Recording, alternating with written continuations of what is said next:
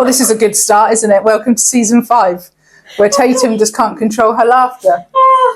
What's tickled you, mate? Oh, just me. It's myself. Are you fangirling? Yeah, a little bit, but more intrigued, I think. Many of us are. On that note, we had a question, didn't we? Yeah, but we'll save that till the end. To the end? Yeah, to the end. When he's least expecting it. When he's least expecting it. Welcome to the podcast, Tyler D-Cruz. Nice to meet you. Such a name, isn't it? Is that your actual name? Yeah, Tyler D-Cruz. So it's actually got an apostrophe, so it makes it look a little bit cooler. Yeah. Oh, you are cool. You are cool, though, aren't you? I mean, look at the jacket. Name, The jacket's okay. Look at the jacket. So, ITV star of Caval's Weekender, a huge mental health advocate, a definitely kind of social media honesty icon in terms of your own story. And I had the pleasure of working with you at Mindset Maintenance this year. So welcome to our podcast. Thanks for having me. So, reality TV plus social media has had a massive ramping up over the last couple of years, but there has definitely been a lot of negative connotation linked to suicide, mental health, and the impact that those arenas have on people's lives. You tell your story quite honestly and confidently as part of what you do to advocate for mental health. Tell us a little bit about your journey with mental health and the impact that being in the reality TV world had for you.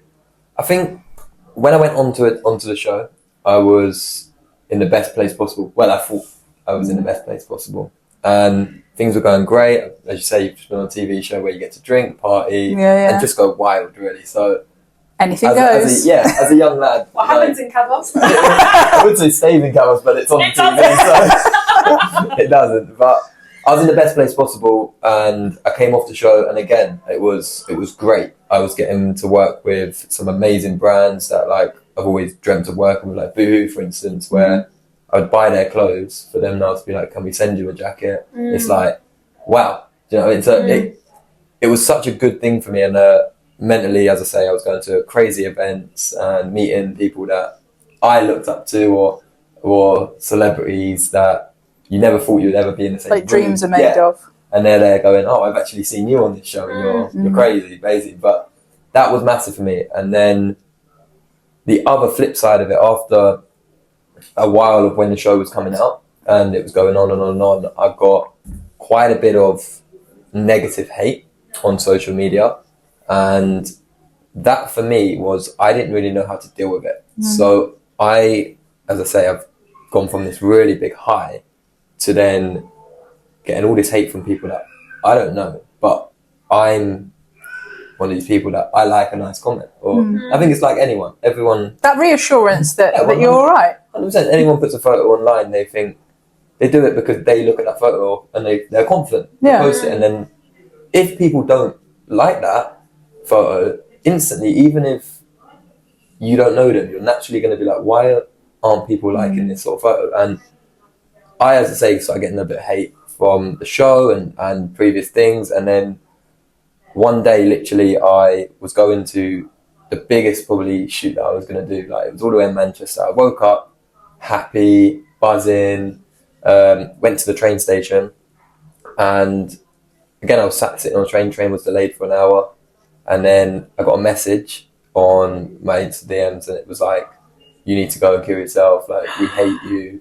And I kind of looked at it at first and was like, sorry, what? Like, and before this, again, I was getting a bit of hate, and I wouldn't say I felt depressed, but I was sad that I was getting hate. Like a cloud. Yeah, and I was like, but I was at the same time thinking, it's okay, it's only, you know, a couple of people.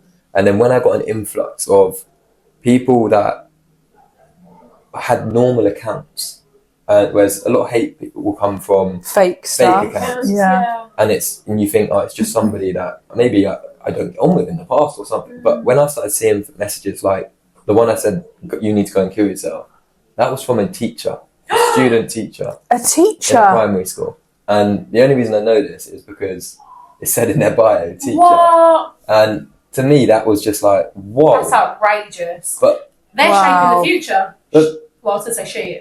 That's really sad. It was a bloke, but at the same time, I was a bit like, actually, if this is a real person that's saying this, maybe you're actually right. So that something just triggered me, and I was like, no, you're right. I'm getting all this hate. I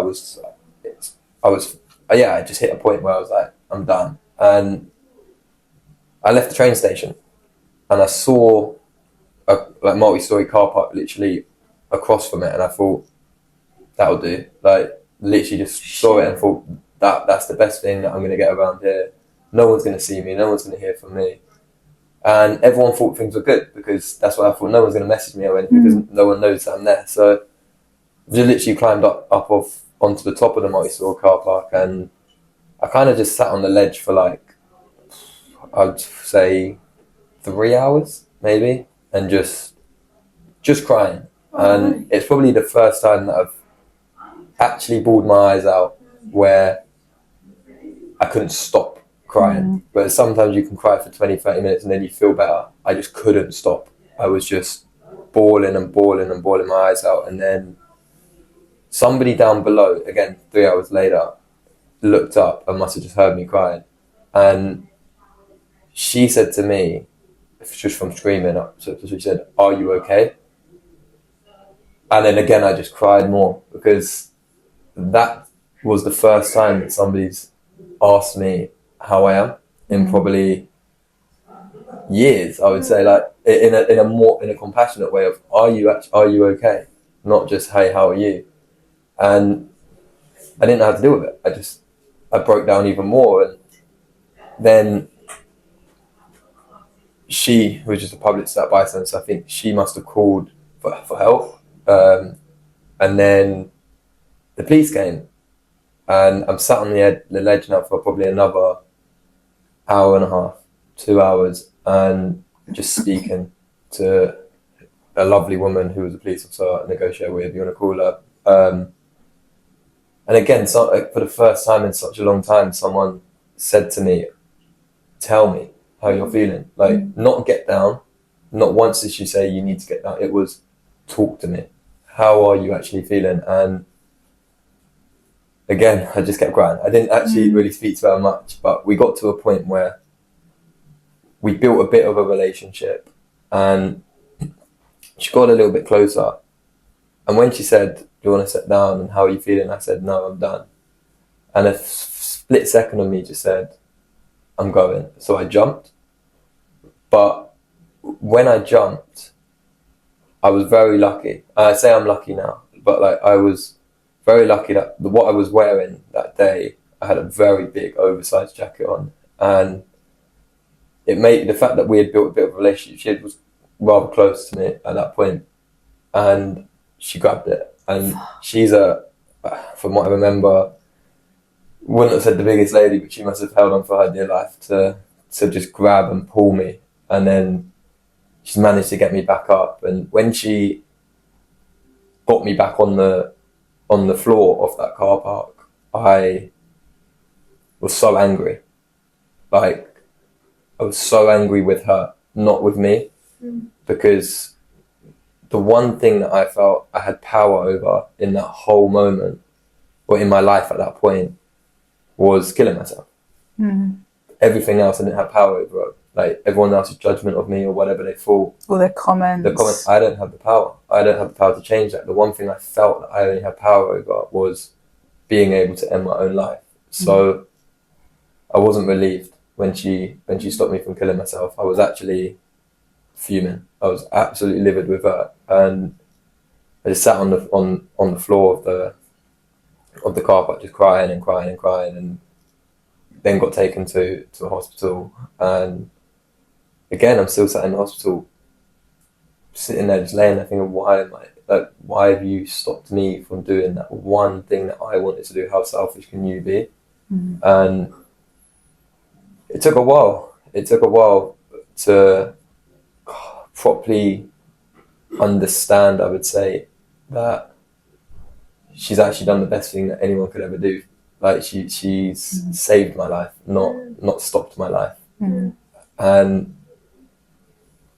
then after a good few weeks, I didn't want to speak to anyone really about it. I had family, I had like friends around me, people around me that wanted to help, but I still felt like I didn't need help.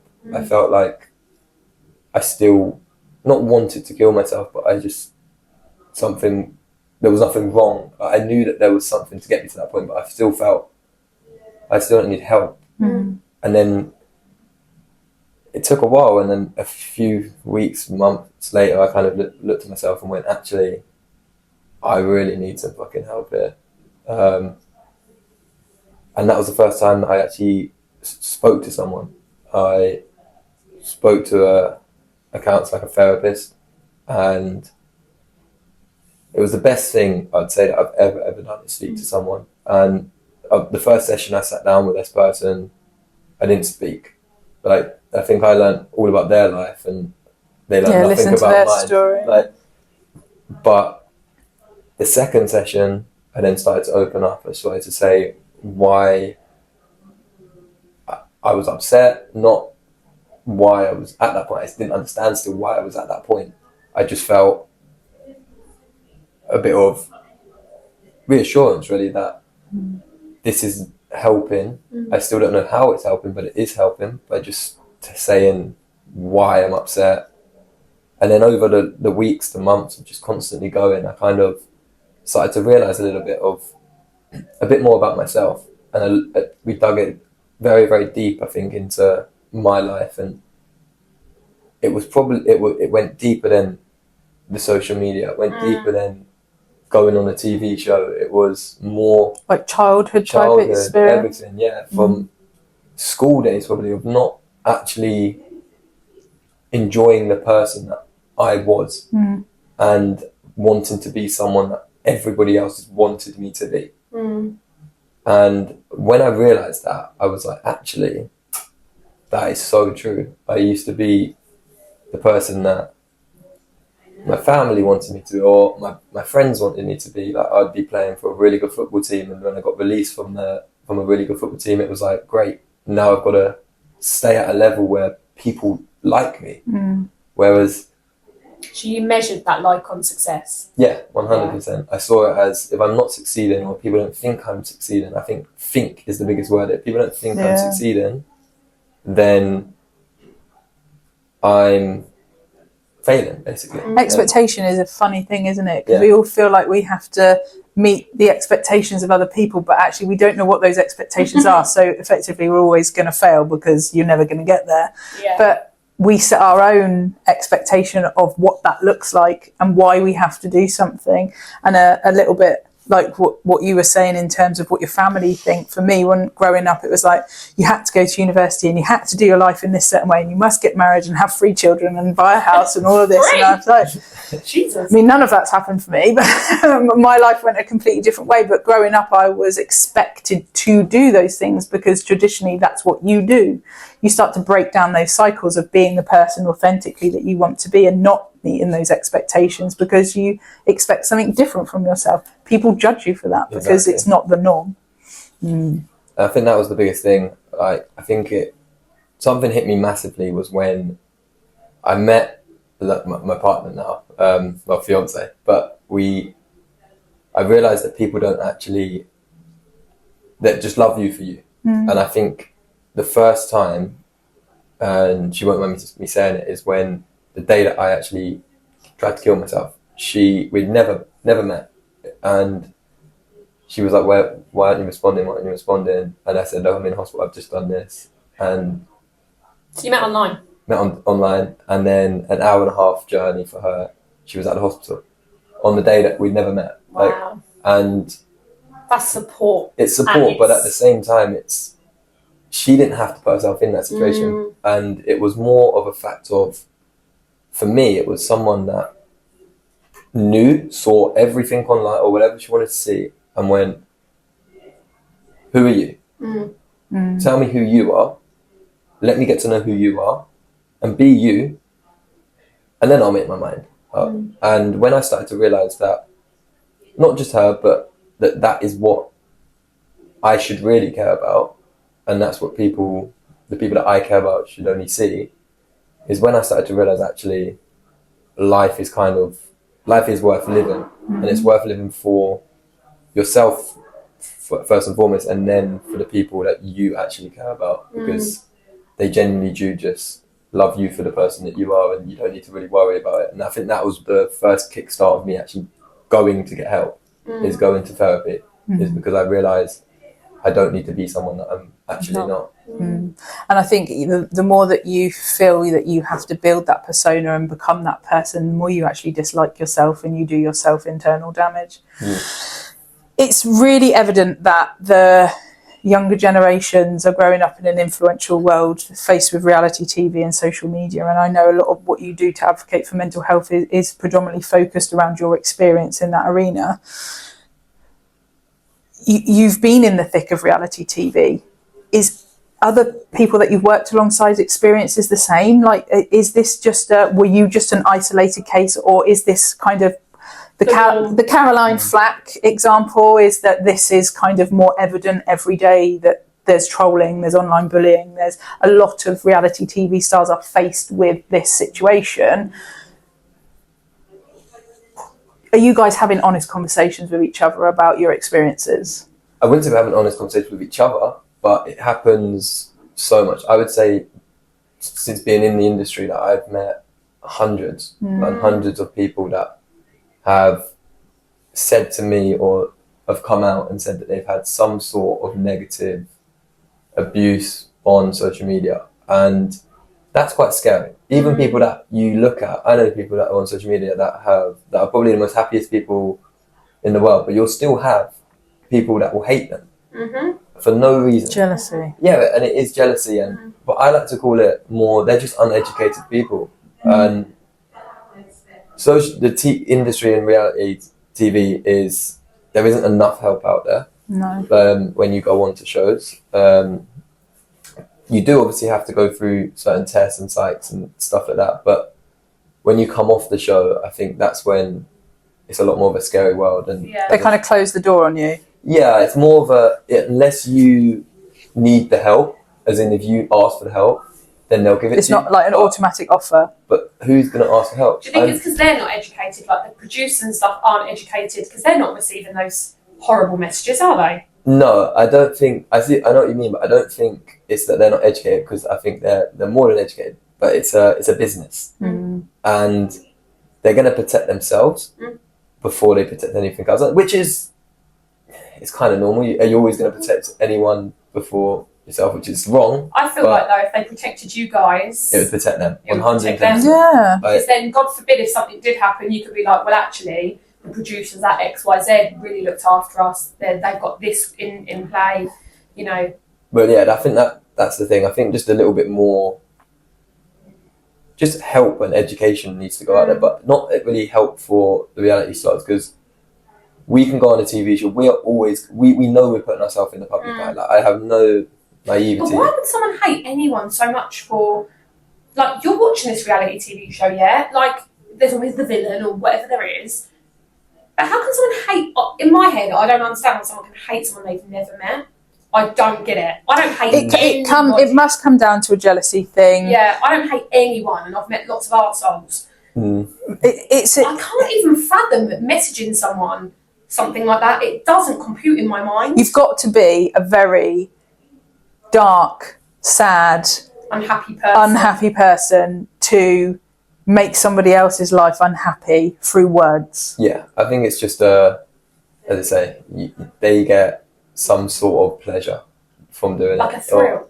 Either a thrill or to make themselves feel better. I think I think that's what it is. People, if they say something negative to someone, it's either, as you just said, out of anger or sometimes even out of trauma for themselves. They might have been through something. Like, that's why I say a lot of it is, sometimes people, I think it sounds crazy that people probably hear this, that school teacher that's told me to go and kill myself. I can't believe it was a teacher. Like, yeah, it is outrageous. But that school teacher, as much as he was the one, not he was the one, but that comment was the one that probably made me, like, the thousands before that was still a trigger, but that was the trigger. But him himself, he probably is a nice person. He probably is a school teacher that looks after the kids and stuff like that. However, he's uneducated in the way of how much a comment or a story or a message can actually impact someone. And I think that's what the actual problem comes down to nowadays, is where we can educate people on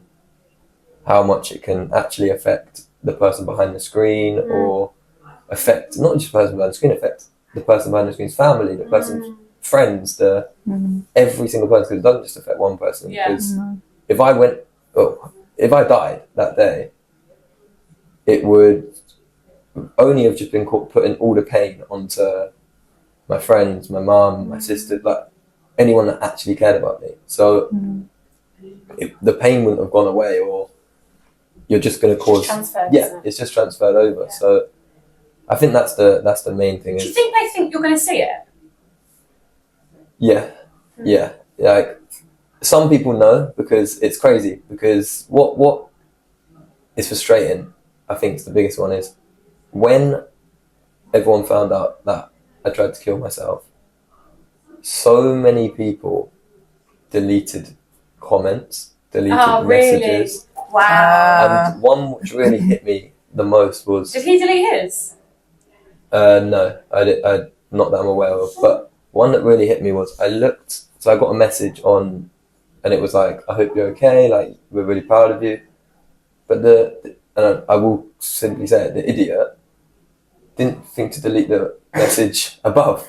And it was, you're disgusting, you're a prick, you're really big. And I'm like, how fickle is that? How can you say now, be like, I hope you're okay, and I hope like you can get through this, when you're one of the first people that have caused it. Contributing factor. So it's people are very quick to change because they feel guilt. He didn't need to message me get well soon, or he felt guilty of what he had done. I hope it's taught him to never fucking talk to anyone like that again. Not even talk. It's not even a conversation. Well, I actually responded. Oh, good for you. Did you? I don't respond very often to stuff like that, but the only reason I responded was because it angered me.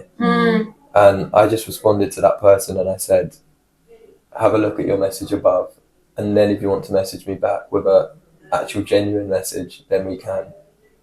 And he never. He read it, and he never. But well done you for confronting it. But he blocked you. Yeah, he blocked me from it. But how dare you reply?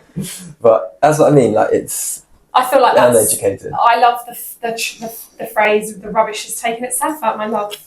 Yeah. That's what happened. Put your own bin bags out. Yeah. So tell us about everything that you're channeling in the mental health world now as an advocate. Like you're very open and sharing your story at events and speaking out quite positively to kind of raise awareness. So what does that look like for you now in terms of your kind of career path? For me, my plan is just to help. I think it's more the younger generation. Like, everyone uses social media, but I want to get into as many schools, colleges, universities, really, and just. It's never going to be on a curriculum. It's not spoken enough. It's not going to fund it. However, even once a week or something, or if you can go into a school and just talk, and there's 100 kids there, I guarantee you now, at least 50% of them are going through something. It might not be anything to do with suicide. It could be from the simplest thing of they don't like their body. They might have made those comments. Yeah, and that's the biggest thing. What education that is. And they go, oh, shit. Like, this is the impact that I've had on someone. And I actually had it once as well when, funny enough, from the Mindset Maintenance event, who was at the event, and they spoke to me at the event and said, you really opened my eyes up, because they wasn't someone that said it to me, but they were like, I've abused people online before. And wow. I now realise that was wrong. Like, I'm dealing with my own mental health about something else, but that was wrong. And you just saying and speaking about it has now changed my mind. So if it can help people to deal with going out and speaking, so if you're actually dealing with stuff, as I say, speaking to someone is the best thing I done. Yeah. That doesn't have to be a professional, and I will make that very clear. Like, I think a lot of people are very scared to go and speak to a professional, and that is completely normal. But go and speak to your mate. Like, and if you are the mate, just send a text and say, fancy a coffee, or you're the second person we've had to say that today. Sometimes it's the basic of simple things that we all take for granted and don't do enough. Like, I genuinely think, are you okay? Yeah, if one of my mates messaged me on that day are you okay, mate? Like, wouldn't have even known if what was going on. I'm not saying it would have helped, but it might have. It might have just opened the door for a conversation. And been like, no, I'm not actually, mate. Like, I'm actually upset. Can we have a call? He calls me, okay, let's meet up or go home. Like, potentially, it might have not, but it could have. So I think if people can speak to someone, their mum, their sister, their friend, like, or as you say, anyone out there, I think Samaritans are one of the best people ever. Like, the fact that you can call them up and any hour, 24/7 for free, everything. But the thing is, they will never tell you what to do. Which, like, they will never tell you if you're on a ledge to get off the ledge. They just talk. They will just talk and say little things like, "How are you?" Things like, "Do you think it's a good idea?" And they'll let you make the decision. And I think that's the most important. Because in those sort of situations, when you don't feel in control, again, I didn't feel in control when I went to jump. Because I felt, as much as she saved my life, I felt that once she must have said something, I can't remember what she said, but it was like, or she got a little bit too close, and that was when I felt I'm not in control, I need to jump. Whereas when you feel in control, you then make the right decision. Honestly, it was... Did you ever see her again or talk to her? You don't know her name or anything. Don't know her name, don't know anything. Imagine if she's watching this or listening to this. That would be wild, right? There you go, there is a plea. If you were that woman, we want to know who you are, because Tyler wants to buy you at least a coffee. More than a coffee. But that's wild. Yeah, like, it's amazing. But that stranger... Even the stranger down at the bottom. Yeah. There must have been hundreds of people. Whether they're trained or not trained, or a police officer or not a police officer, those two individuals took the time to just stop. Ask if you're okay. They didn't know who you were. They were worried. They wanted to help, and they didn't know how they could help, but they tried. And those two individuals put your life in their own hands to keep 100%. You safe. Like, she could have leant over there, and you never know what could have happened. Like, it was a rainy, wet day. Like, I could have grabbed her, and she could have, and vice versa. Yeah. So she risked herself. So wow. That's one person that I'll always be grateful for. As I say, that's why I'm here. Yeah. I'm genuinely here because of those two people that have said, "Are you okay?" Yeah. And it's so easy to say, "Are you okay?" to someone. Reality TV, then. Let's just... I fucking love reality TV. Go for it. Can I be completely honest, right? I watch every reality TV go, and then new ones come in, don't they? I have not watched Kavos Weekender. I did watch Ibiza Weekender, purely for the fact that if I give any more of my life to reality TV, I might not have a family to wait for me, or a job for that matter. And I thought it was like a Love Island, but for the weekend. But you and Dan corrected me earlier and said, no, it's like a... They go on holiday. It's a club rep. So I was like, oh my God. Yeah, it's great. So it's like the holiday version of Selling Sunsets. You're just selling holidays. No, so we're not selling holidays. No, but you're selling an experience. Oh, yeah. So literally guests would come for... So how it worked with us, they would come for 2 days. It would never be on the weekend. That would actually be our day off. Tuesday, Thursday. They would come on a Monday and leave on a Wednesday or Tuesday, one of the two. And then... Should be called Kavos School Nights, really, shouldn't it? It really should. But basically, it's the only reason it was never on a weekend is because the clubs out in Kavos, so everything was for free. So for their promotion. But Saturday nights are the most busy nights. So they don't need us in there on Saturday night. Okay. So they would come Monday, Tuesday, the guests would come, we'd give them a good time, bring them out clubbing, etc. Did you all stay in the same hotel? Yeah, Did you guys live at the hotel? Yes, we lived at the hotel. Wow. So the hotel was actually a function hotel where there was guests, like normal holiday guests. I bet they were like, fucking pay for this. Honestly, what's going on downstairs? Well, we was upstairs. But just as bad. Yeah, it's even worse. What's going on upstairs? But obviously there's cameras everywhere. So even in the hotel. So even when you're staying there, it has things signs. So in our rooms, So it's like a Big Brother sort of camera. So it just swizzles. Wow. So when I first got there, it was a bit surreal. So I flew out to Kavos and I didn't know at this point. So I flew out and they said, I just presumed I'm meeting everyone. Like, we're going in as a rep all together. I got there and they were like, for a couple of days just in your own villa. And I was like, okay, sure, maybe it's just a... Was it a nice villa? Great, honestly. I bet it was. It was Like top dollar. Was it to get you TV read, top up the tan? Oh, it was, honestly, it was brilliant. Relaxed. Yeah, so I literally just sat in this villa, I was pool, everything, had a runner, like, who A basically... runner? Oh, It's like your assistant. Yeah, like, whatever I wanted, it was... Your slave. It was brilliant. His name was Sol, and great guy. But they wouldn't tell me why. They were just like, you're going to stay here for a couple of... And then the next day, they were like, okay, just let you know, we've already filmed episode 1. And I was like, what? Yeah. You going in as a bombshell? So I went in as a bombshell the second ep. Yeah. So they then were like, you're going in as a bombshell to ruffle up the reps a little bit. So that's when I was like, oh, okay. I don't know. You were the villain. A little bit. Because the first night I was the villain. Shit. So they knew that. So I went in to the show, and obviously a lot of the drama is the reps, guests. I have seen one of the like reps. He was on Celebs Go Dating, right? One of... Would have been David or John. Oh, David. El Jefe. Ah, yeah, good on that. Yeah, David, and I loved him. He was outrageous. Great So fun. I saw it, and he's a very big personality, right? Very.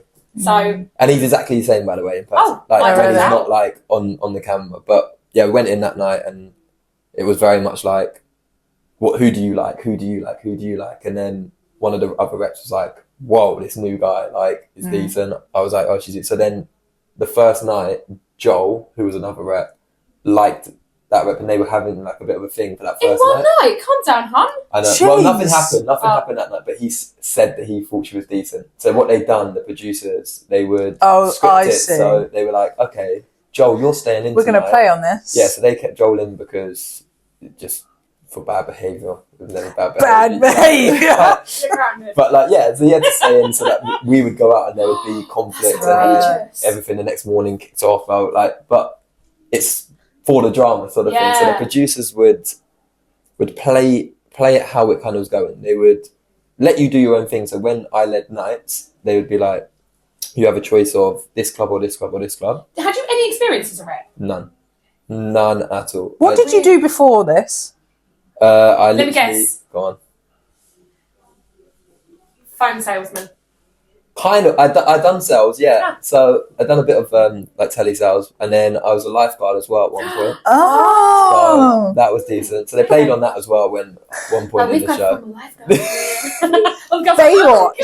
So Even the Hasselhoff's coming it was in. great. I had my little red shorts on one of the socks, little hat, all sorts. It was, yeah, I had a little like sexy hat, and Did they make you wear your lifeguard outfit? Is this a joke? so no. In one of the episodes, I was a lifeguard on the pool. Like they Was made it your previous outfit? No. no. Oh. It was a bit more Like, you have skimpy. still got He that. didn't take it to Cavos It with him. wasn't the normal one. Is Baywatch not one. sexy. Like, the one they gave me was very short, like Right, okay. very short. But that was good. And then, as I say, it's on nights out they let you choose what you wanted to do as well. So they kind of moulded it for content. 100%. Yeah. Like, but any conversations, like, they would say, okay, I think if the conversation wasn't going on, for instance, if there was awkwardness or whatever, they would be like, Tyler, why don't you go and pull Lucy for a chat? Or why don't you go and pull or this person? So then they would then pull you over, you would have your chat, and then... So you they'd know put when it we back see to on you. Love Island, it's like, can I put you for a chat? Yeah, no, that would have been pre-told. So then Yeah. that, like, 5 minutes earlier... was gonna would have happen. been It's like, going to be different when I'm watching the new season now.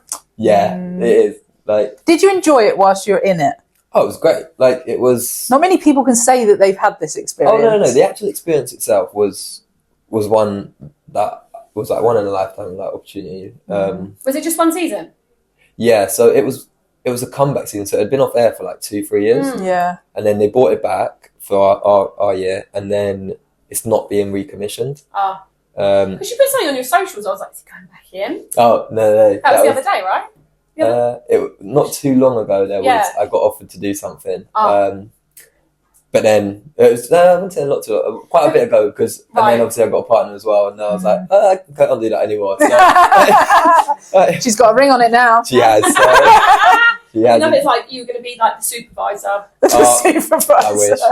But no, yeah, it would have been Sensible good. one. It would have been good to do another another Couples one, but at the weekender. same time, oh, that would be fun. Not together, not like no, everyone no, together.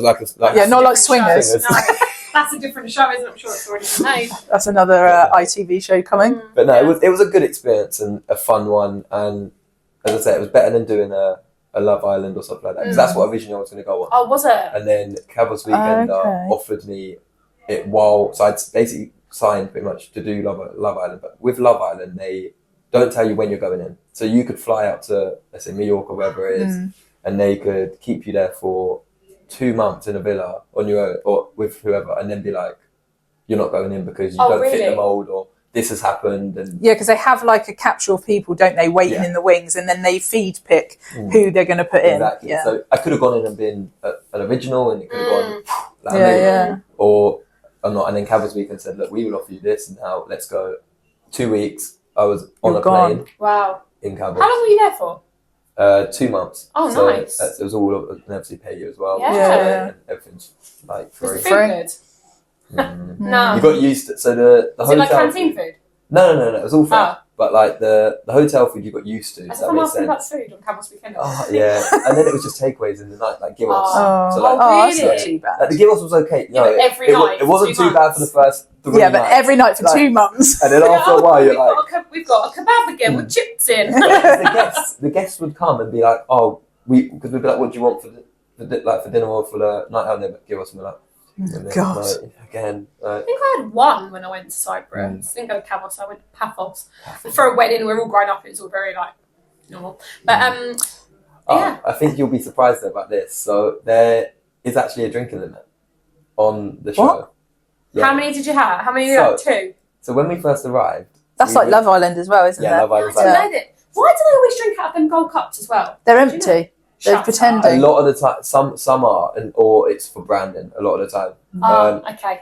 But at the start, it was 3 drinks. So 3 in a day session. So if we ever went out on a boat or anything, it'd be 3. And then in the evening, you'd get 5. Plus... So could you have 3 and then 5? So day and night? If you were that would be fine for me. I'd be like, 5 wines, please. But we were like, this isn't... But it's stop and start. So that's the thing when you're out there. So it's not like you're on a night out and you're bumping. Like, you might stop for 20 minutes and just sat there again. And you're like, the buzz is gone. Whereas if you're in a club constantly moving, 5 drinks is probably enough. Yeah. Oh, gosh. So in the end, we figured out... So then Jordan came, who's obviously an original, been off there for 3 years. And he's coming in, he's like, so what's the drink like situation? Honestly, he's been there 5 minutes. He's come back and said, boys, don't worry. Like, have as many drinks basically as you want. Now, I spoke to the producers and said, I'm not staying here if you're not going to allow the drinks limit. Because back in the day, it's like Geordie Shore, you could absolutely Geordie Shore. So he opened it up. Geordie Shore, you know, my God. Like, whoa. So, and then so if you look at the actual episodes, the first few episodes, you're like, okay. And then by episode like 7, one of the other reps, Lucy, was paralytic one night, so they didn't actually show it because she had drank so much. Like, and we realised, binge this weekend. Yeah, like we realised that wine was the best option. Because after 6 glasses of wine, I'm bladdered. Watch out, Olivia. Did you watch it back and you were like, fuck?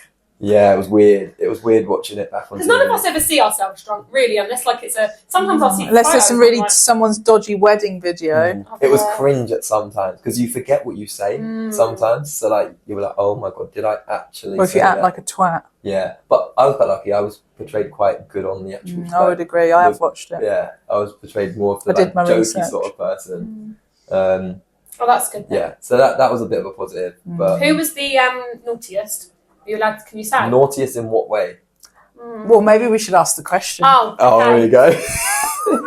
So, already? A previous podcast episode guests, who you know quite well, has asked, did you actually sleep with someone whilst you're on TV? Yes. There you go, Daniel Constable, you have your answer. He did ask for it.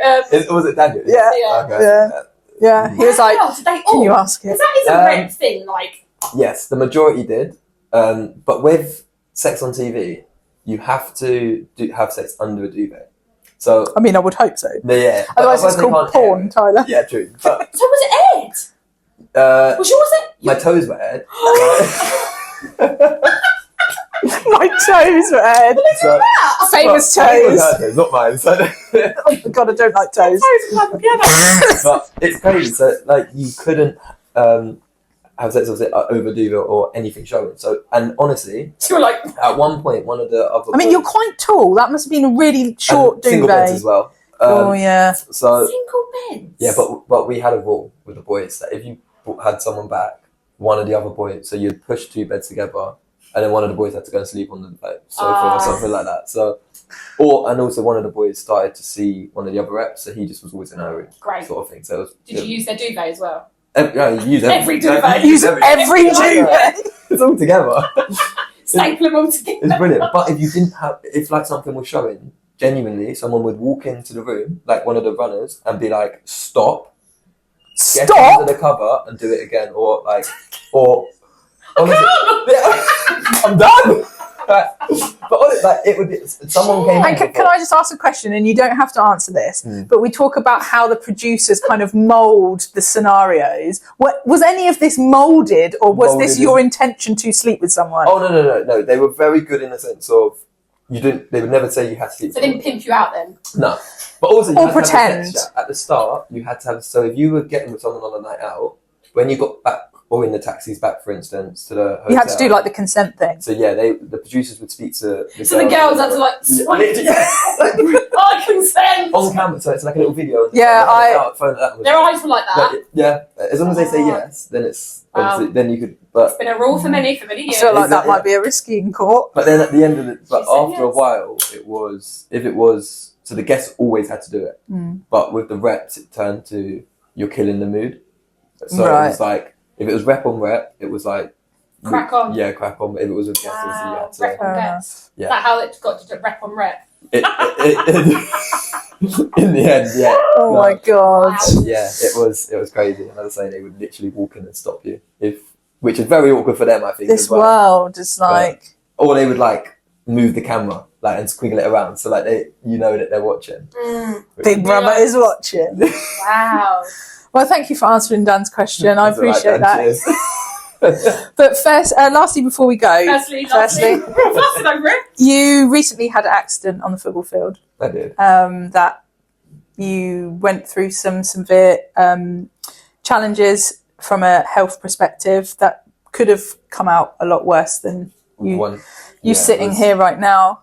Yeah, it was really bad. I had a head injury. I got an elbow to the head, and I went into half time and had a bump, like it was like a golf ball on my head, but we put ice on it with the physios, and the physio, it went down straight away, which naturally you think, okay, that's a good sign of just bruising. I went out in the second half and I collapsed on the pitch. From what I last remember was I was running for the ball, no one was near me after everything back from it, and just collapsed, and I was unconscious, I don't know, for a good little bit on the floor, and then I woke up and I couldn't feel anything. Oh shit. Like from my neck, arms, feet, toes, it was scary. Like I was just on the football field, not being able to feel anything, and then got rushed to hospital. Where got to the hospital, and again I'm thinking hopefully it's adrenaline or something, and now I feel it again.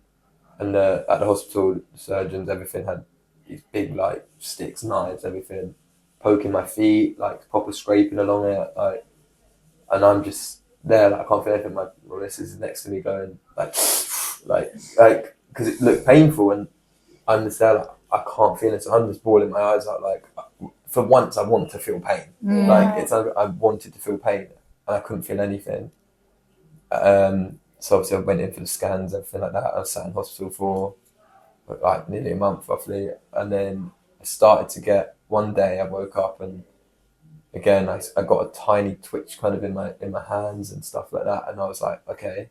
So then the feeling in my upper body came back, and that was a start.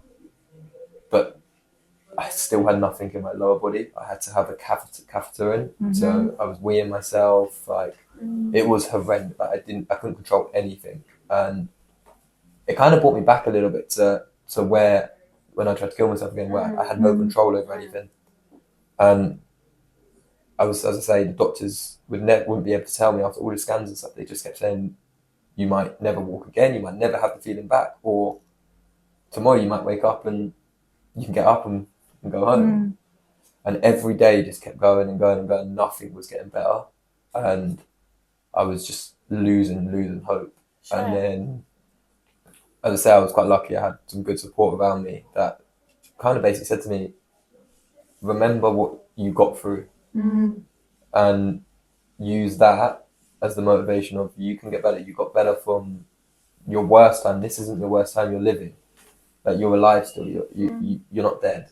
So you're living, whereas before you didn't want to live. So now you are living. Like, use that as some sort of motivation to get better. So then the next day, again, I tried to wiggle my toes and I got probably the smallest twitch in it. And honestly, I've never been so excited. Like, honestly, I was so Was excited. it like an Uma Thurman moment in Kill Bill? Yeah, literally. The toe wiggle. It was brilliant. So I was over the moon, and then every single day it was just getting a little bit better and more like feeling and stuff. And then as I said, I started to get the feeling back, but I still couldn't walk. Like, I didn't know how to walk. So I knew how to walk, like my brain knew how to walk, but my body wouldn't let me walk. So I would try and put pressure on, I'd just fall.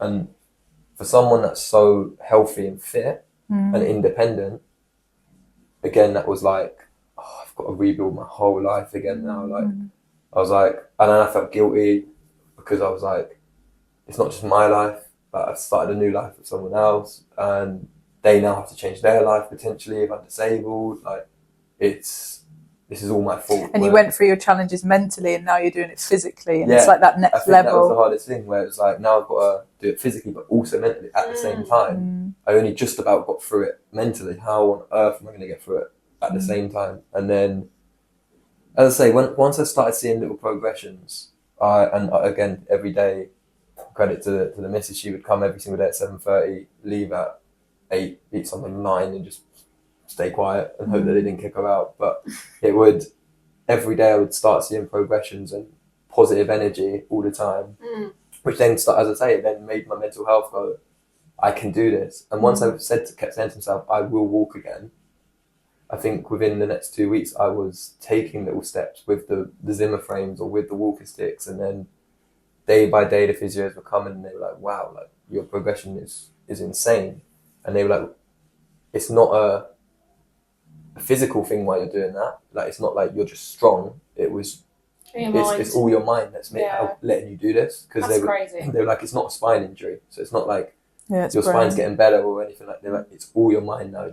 Everything is in your mind. They said that to me. The only way you're going to get better now is if you believe that you're going to get better. And I guess some people in a different brain space would really struggle to pull themselves out of that because you focus on the fact that I cannot walk. Yeah, I think if this was before, I promise you now, I either wouldn't have walked or I would have killed myself because I would have been so depressed. I would have just been like, what is the point? Genuinely, what is the point of living? If I can't walk, I can't wait, I can't, like, the simple little things, like holding a cup or anything. Yeah, you genuinely take so much for granted in life. And now, honestly, like, I'll go and make a cup of tea at 7:30 in the morning for my missus or for myself because I can. You know, like, and I used to hate hoovering. I'll hoover now just because I can. Like, it's crazy. Olivia, I hope you've noted that. Like, you take so much for granted in life, and it's just because we are so used to living. Yeah.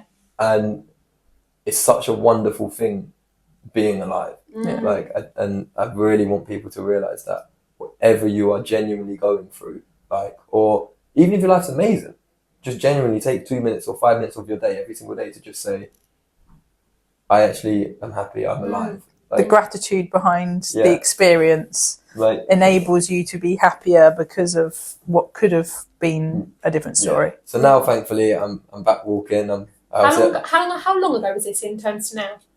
At Mindset Maintenance, he was on crutches. I was on crutches. Oh, really? In October. Yeah, so I was actually in hospital, funny enough, 2 days, I think it was, before the Mindset Maintenance event. Yeah. And it was a week or so before, and I kept saying to Olivia, my missus, I was like, I need to be at Mindset Maintenance. And I think it was so important for me to be there because it was the first time that I was actually going to speak properly about my story. Yeah. And I think that was also a positive way of actually getting me there. So it was like a goal. The momentum. Yeah, which helped me get there. It was like, I'll go there if I'm in a wheelchair, on crutches, whatever. I'm going there. So yeah, Mindset Maintenance, I was on crutches, and then came off the crutches like about 3-4 weeks later, taking steps, and then I was very sick. Like, I was vomiting every time we went out for like meals or anything. Like, it was horrible, but Yeah, And they still don't really know what caused. I mean, So, obviously it was the head injury. so I have a cyst in my brain, Okay. and then the elbow caused a bleed to the skull. Right. Okay. And then what that done is it basically, the cyst, the brain just went, look, we can't deal with this. Sent a shock to the spine, and then it all just caused carnage. It is crazy how the littlest thing. I mean, I wasn't particularly close to him, but my brother-in-law had an accident at his home 5 years ago now. Fell down the stairs, just the stairs in his house, and he's never gone home. He's been in a facility ever since. His behaviour he's almost reverted back to a very young teenager. And it's just wild, isn't it? How your life can drastically change over something that seems quite trivial, like something quite small. It does, yeah. Like, I play football every week. I get hit about left, right, and centre on him, and just that one time. Yeah, it's wild because my husband used to box, and I mean amateur, so he had a head guard, but then he is a paint decorator as well, so he fell off of the top. He was, the gutter in at the top of the house. He was doing that, and he fell. And luckily cleared a wall, but he fractured his skull and he's fine. And then his brother, unfortunately, in the stairs in his house is not fine. So it's just isn't it, on your brain? Yeah. It's so fragile. I'm just very lucky. Yeah. I think lucky and also mentally strong. Yeah. I think that's the biggest thing Definitely. to get through it. And I say now I'm back. I haven't really. Do you believe in luck? Do you believe in lucky? Because what happened with your coat? You said that you were like, it's because I had a coat on. I wouldn't say. I believe in fate. I think what it is. You're clearly meant to be here, aren't you? Yeah, I think that's what it is. I believe in fate more than luck. Yeah. And everything happens for a reason, and everything is at the right time in your Massive life. believer of that. So yeah, I'm a huge believer of that. If I believed in luck, I would. Do the lottery. Yeah, I'd win the lottery. So it is fate, I think. Yeah. And it's not my time. And I think that's what the biggest thing. It wasn't my time then. It wasn't my time to stop when I got the injury. And I say both times, different things, but have given me 2 now reasons of what I need to do with my life. So as I say, the purpose with the mental health on the suicide, that's helped me now to go. I need to go and help hundreds, thousands, millions of other people on this side. And then the injury, it's more of being grateful for kind of the little things in life more than anything. So both give you reasons to live. And, Well, thank you so much. We say this every episode, but I could literally talk to you for hours. No, I'm glad. Not that we've got such fantastic guests, haven't we? That we are just so grateful for the time because everyone has a very busy life, and it's just an opportunity to. We know it will help somebody who's listening. That's the main thing. If you have one person, our job is done. Or if we find that lady. Yes, let's find the lady. Imagine if we did. I'm putting it out there to the universe. I think we need to find the lady. In Reading, so she would definitely work for the Berkshire. Oh my god! Wow. What year was that? This year. This year. Yeah, in March, which is crazy to think. So last year. Last year. 2023 was a crazy year. So. I didn't realise it happened that soon. Yeah, 9 months or 8 months on, I was at Mindset Maintenance. Wow. So healthy, happy 2024. Yeah, definitely. Amen to that. You started off with a bang, got engaged. Exactly. Oh, when did you get engaged? No, technically we got engaged on the end. Christmas Eve, just before Christmas Eve, in Prague. Okay. So. But that's fine because you need to end the year on good. Exactly. To start again. Exactly. So have you got a date for the wedding or? 2025 we want to get married, but this year we're going to make a few excuses to go on holiday because we want to get bored a wedding. Got to look for the venue. Exactly. Yeah, there's lots of planning. Too much planning. Not Kavos. Not Kavos. We're going to avoid Kavos. You're barred from everything. Avoid. Here it comes. Twinkly toes. Thank you so much. You're more than welcome. It's good. Oh dear.